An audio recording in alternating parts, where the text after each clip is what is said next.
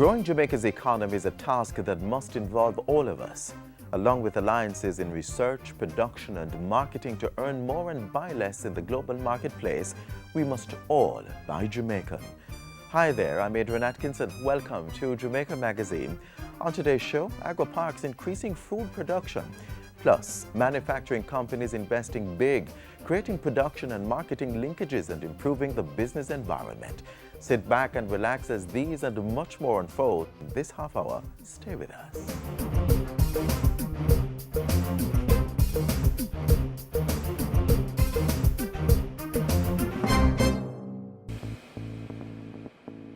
A healthy and educated people living in a clean, natural environment, reducing crime, improving the justice system and governance, building a prosperous economy.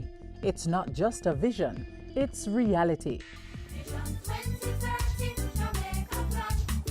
Learn about the plan. Join the vision.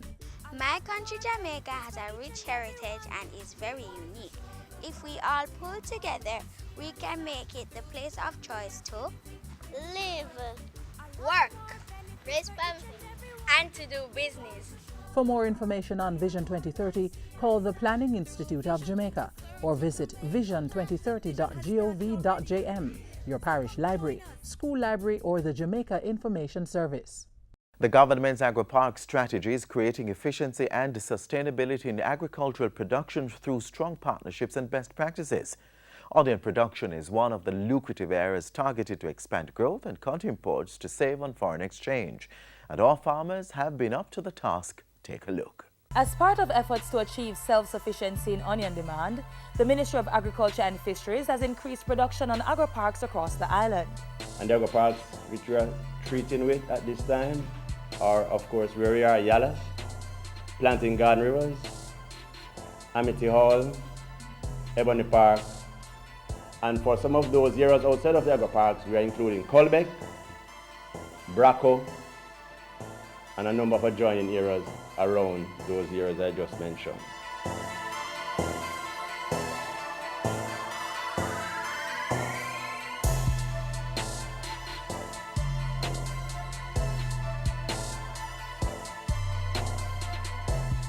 By 2017, onion import to the island is expected to be reduced by 90 to 100% under the Onion Development Program. The objectives of the program to achieve that overall goal essentially is to build the capacity of farmers and technocrats in onion production and marketing. So assistance through the $10 million GOJ Adaptation Fund program put farmers to work. The program is being administered by the Planning Institute of Jamaica. They significantly came in with financial resources in the provision of seeds, fertilizers, pesticides, and land preparation. Between September 2014 and January 2015, over 70 hectares of onion were planted. 35 of those hectares are in the agri-parks. Ongoing harvesting from March to May 2015 is expected to yield over 1 million kilograms of onions. And of that number, 600,000 kilograms will be reaped from farms within the agri-parks network. The remaining 500,000 kilograms are expected from farms outside of the network. That is considerable, ladies and gentlemen, in light of the fact that in 2030, we only produce 680 tons. This initiative has shifted onion production norm of 12 tons per hectare closer to the 20 tons needed to satisfy local demand and achieve self-sufficiency for the country. Based on what you will see and what we have estimated, we have raised the bar already in terms of productivity, because we are seeing on average that we'll be coming out at about 16 tons per hectare for the agri-parks. A tour of the Yalas Agri-Park in St. Thomas showed reaping in high gear. 20 hectares of onion is now under production there, a 100% increase over the same period in 2014. Agriculture and Fisheries Minister Derek Kelly says this level of production, which is being facilitated under the Onion Development Program, is expected to reduce importation by 15% in this first phase. We are prepared in the ministry to do all we can to see and ensure the success of these agro-parks and the particular crops that we have targeted. So between RADA, NIC and the ministry and the people in research, I think we have an adequate team to make sure that this program succeeds. We have a twofold involvement. One, we provide the water service, and then we have the on-farm water management service. We advise the farmer in the initial stage how to design their irrigation systems, and then when we provide the water, when they become customers, we provide the day-to-day advice on when is time to irrigate or when is not. In addition to the GOJ Adaptation Fund program, the success of the Onion Development Program is also credited to other supportive divisions of the Ministry of Agriculture. We have the National Irrigation Commission, Research and Development, the Rural Agricultural Development Authority, Agricultural Land Management Division. That's very important. That's what was formerly called the Rural Physical Planning Division. This has to do the soil analysis and so on, which are critical to what we want to do. Project Management, the Marketing Division. These are important allies within our team in going forward. And the farmers at Yallahs, they welcome the program. We got 2 assistants from the GOJ Adapted Fund and JSIF, and where we got irrigation equipment such as drip and tank, and that assisted us, and hose in terms of the 50 mm and 40 mm 32. They assist us in taking the water to the farm so that we can have adequate water to water the crops on the farm, and we are really grateful. The program is a big help to us, and I like when the government come in and helping the farmer in St. Thomas. Right, so I wish they come and give us more help so we can produce more, so we can feed ourselves, so we can cut off all of the import, because we can grow this right here. I thought it to be a very sustainable way of income, and it will also create employment for other persons around the community. This is the first onion crop for me. I will be receiving about 20-some thousand pounds, and I think that is still a good benefit in terms of the yield.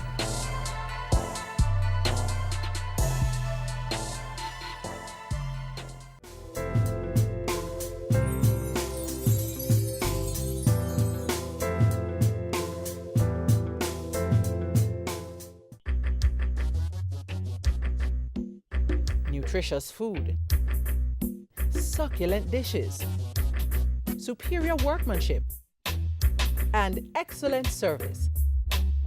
Jamaica is on the go. Let's grow what we eat and eat what we grow. Let's harness the indomitable spirit of our most valued resource, our people. Let's support our local businesses. After all, buying Jamaican means building Jamaica. The value of branded Jamaica spells profit as authentic local productions continue to experience growing international consumer appeal. Companies such as Red Stripe are seeing the big picture. It's among the growing number of enterprises mobilized through government's economic growth strategy to increase investment in the full value chain, from primary production to manufacturing, supplying both local and global markets. This is their story. An investment of more than $3 billion. Energy bills slashed by $40 million. Large-scale cassava production. Initiatives implemented by Jamaica's own Red Stripe beer through the support of the government to ensure the world's coolest beer is competitively priced in the hands of consumers. Reggae night, we come together when we're feeling right. Reggae night, and we'll be jamming till the morning light. We've invested because we believe that the climate is conducive to investment. There could never be a better time than now to invest in our country. The government has clearly demonstrated its commitment to prudent fiscal policy, reducing the public debt and avoiding inflation. We also continue to make steady progress in reducing the time taken and the cost of doing business. The government is on a mission to grow Jamaica's economy. Critical to that process is laying a solid foundation on which investors can build. Several initiatives have been rolled out within the past 3 years to ensure a welcoming business environment. Local investors have taken notice and are taking advantage of the opportunities. This is the story of Red Stripe. Reggae night, and we'll be jamming till the morning light. We needed to make this company much more competitive than it has been over the years. So, you know, cost of electricity was a big factor. So we installed our own combined heat and power plant, cost us about $750 million. We also modernizing the brewery. The brewery has been built since 1958, and the technology that existed at that time, you know, was the most efficient then. But you know, when you are in 2014, now 2015, that technology is not as efficient. And when this brewery was being built, it was built in a kind of campus style. In most breweries around the world now, they are much more compact, they are much more efficient. Last year we completed phase 1 of our brewery modernization program, which was replacing about 30 of the tanks in the cellars with external tanks. We used 7 tanks actually to replace 30. So that's gonna be much more efficient. We're gonna save a lot more CO2, we're gonna use a lot less water. Our overall impact on the environment is going to be so much less. This year we're gonna complete phase 2 of that modernization, and we're gonna install another 10 tanks. We also invest in flexible packaging line. So if you notice, we have cans in the markets. We just came out with Sorrel. So we're coming out with a lot of innovation, and that's gonna be a big part of our play going forward. The one that I would say is dearest to my heart is our Project Grow initiative. We're looking to replace about 40% of our import with locally grown cassava. And this will cost us about $10 million US. We have a pilot farm going out of Bernard Lodge. We don't own a lot of lands. The government owns a lot of land. And the fact that the government has made these lands available to us at a competitive lease and for a long enough period of time to allow us to really put in serious investment is really, you know, very good. And so cassava beer will be in the market by the end of April 2015. Great. So don't miss out on this section here. When you look at some of the business climate that the government has tried to institute over the last year or 2 years, where the overall tax rate for businesses have come down materially, I think those are all the right steps that governments have made, and we have taken advantage of it. There'll be people coming from the north and south and east and west. The Red Stripe story is an inspiration to other local investors. As for the beer company, its multi-billion-dollar investment is already improving its bottom line. One of the things that we needed to have done, one of the things we said to ourselves when we were starting this investment, we were looking to take about 20% out of our cost base by making this investment. We think we are well on the way to do that. So you better not be late for this rubber ducking, rockin', jamming fun. Jamaica is climbing to the top of international business rankings. Solid proof that the government's policies are making it easier to do business. Get on board. Jamaica is open for business. Reggae night, we come together when we're feeling right. Reggae night, and we'll be jamming till the morning light.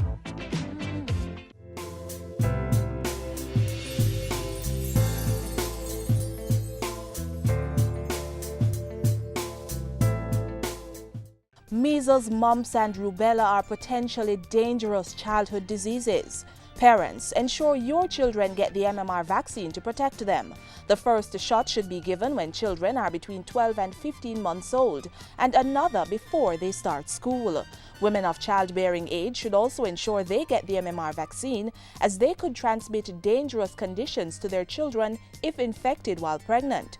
To know more, visit your nearest clinic or health center or contact the Ministry of Health. Preservation of a safe and secure environment, including our roads, is everybody's business. We can all take stock of the rules of engagement, whether we walk, ride, or drive. This is important to avoid road crashes and resulting injuries or even death. Just being in a vehicle does not necessarily protect a person. A vehicle can just crumble like paper. So we need to carry out all the necessary road regulations to protect ourselves.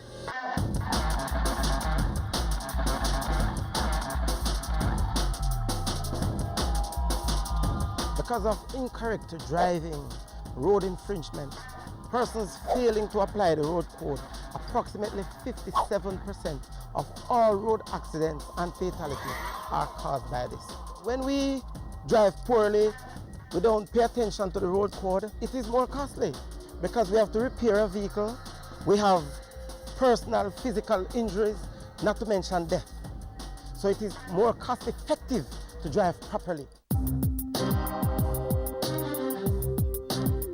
The road regulation is that we should stop behind the white line.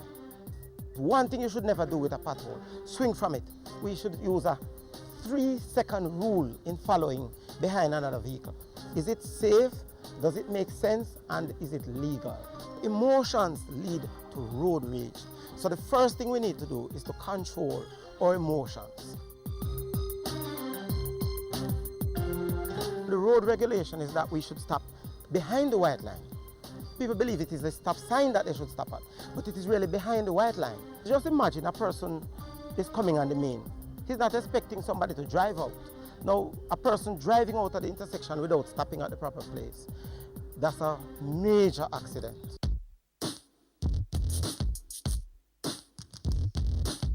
The experts say we should look 15 seconds of lead time ahead of us. So we should be able to see the potholes before they occur. The first choice should be to overtake the pothole on the left side, because the law in Jamaica is keep well to the left unless you are overtaking or turning right. Then the second option would be to ride through the pothole slowly. Or if the way is clear, then probably you could overtake on the right, but never swing from a pothole.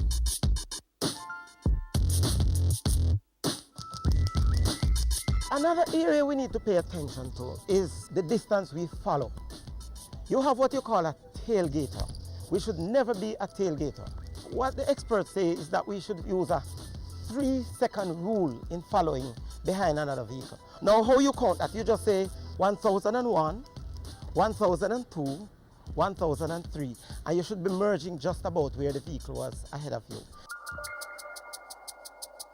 Well, there are a host of regulations or rules regarding overtaking that we should pay attention to.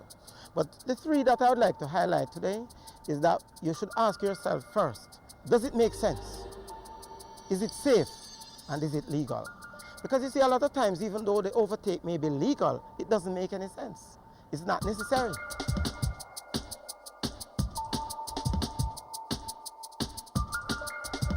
Whenever we get around the wheel to drive, we need to pay attention to our emotions. We may be going to work, we may be late, and this heighten our emotions. We may have a business deal, and this heighten our emotions. So we need to pay attention to our emotions. Now, emotions lead to road rage. So the first thing we need to do is to control our emotions.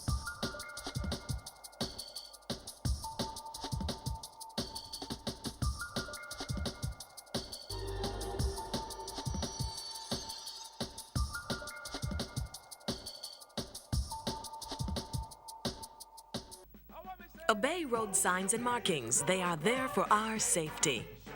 Stop at a pedestrian crossing to allow pedestrians standing at the curb to cross the road.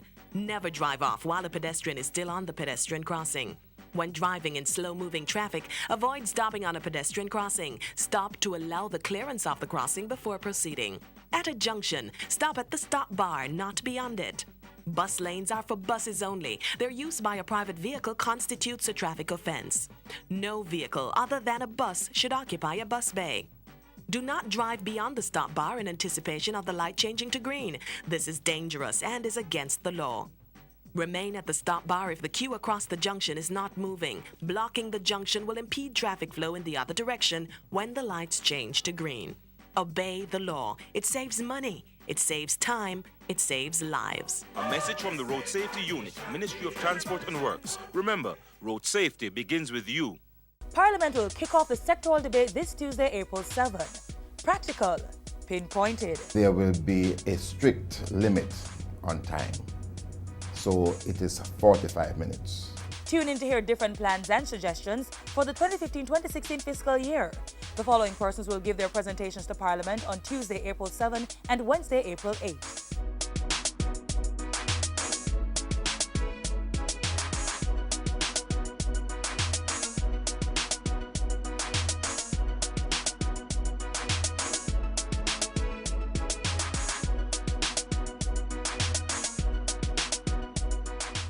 The top news stories of the week are next.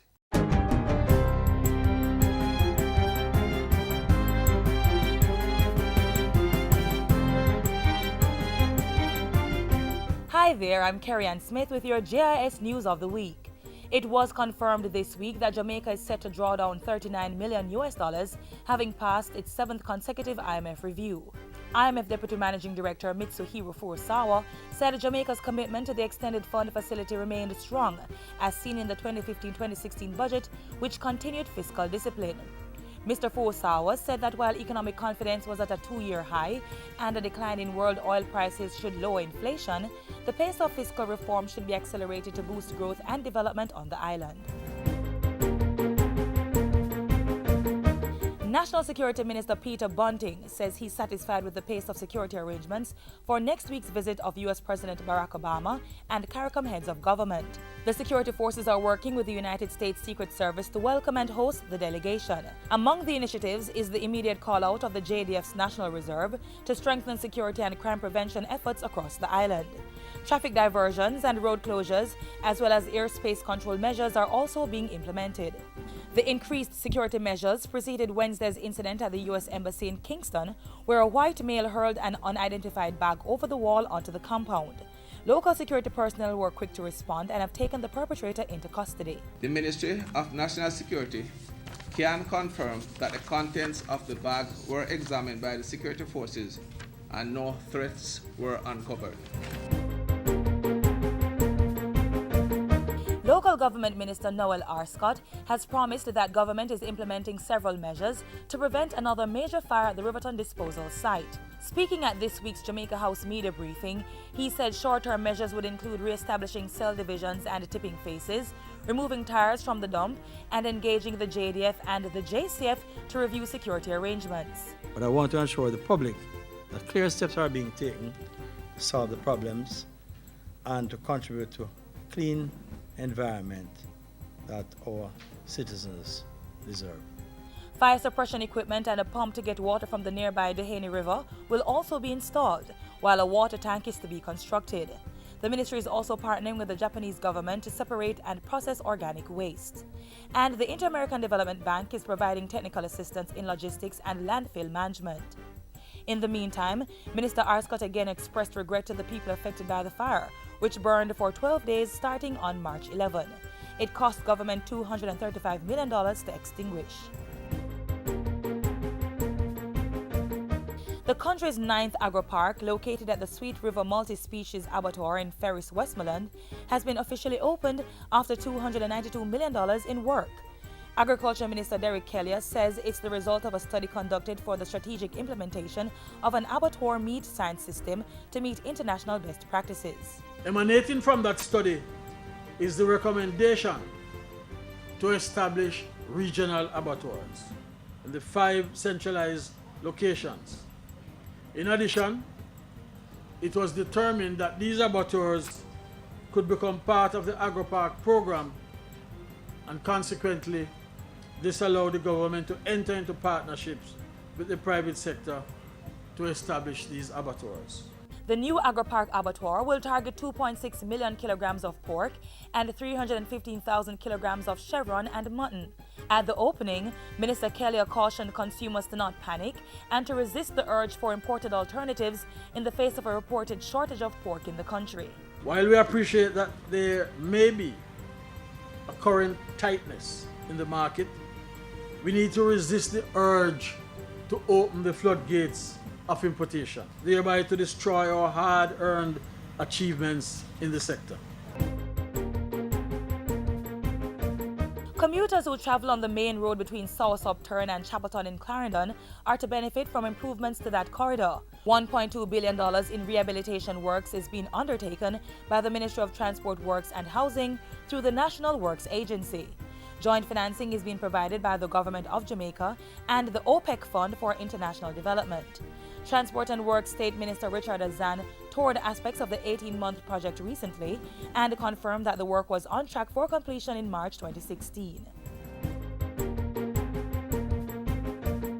In the meantime, the Sandy Hill Road in north central St. Catherine has been officially reopened after $10 million in rehabilitation work was carried out.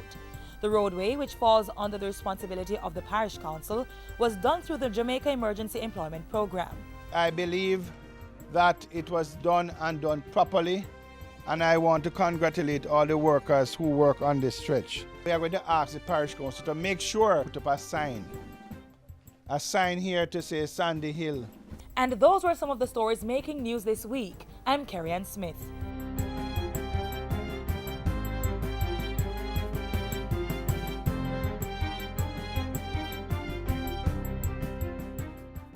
No, son. A verb is an action word. Parents need to become more involved in their children's education. Parents are the first and in many cases the most important teachers. Read with your children. Review their schoolwork. Visit their school. Tapping and rapping and slapping, I said. Nice. High five. Woo! A good education will never decay.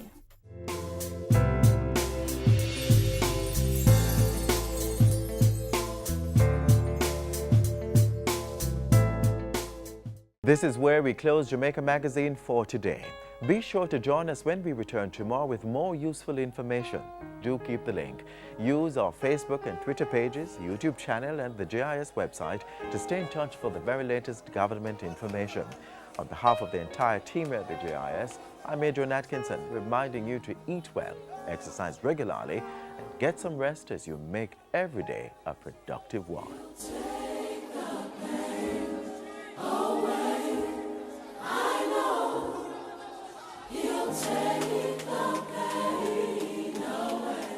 This has been a production of the Jamaica Information Service, the voice of Jamaica.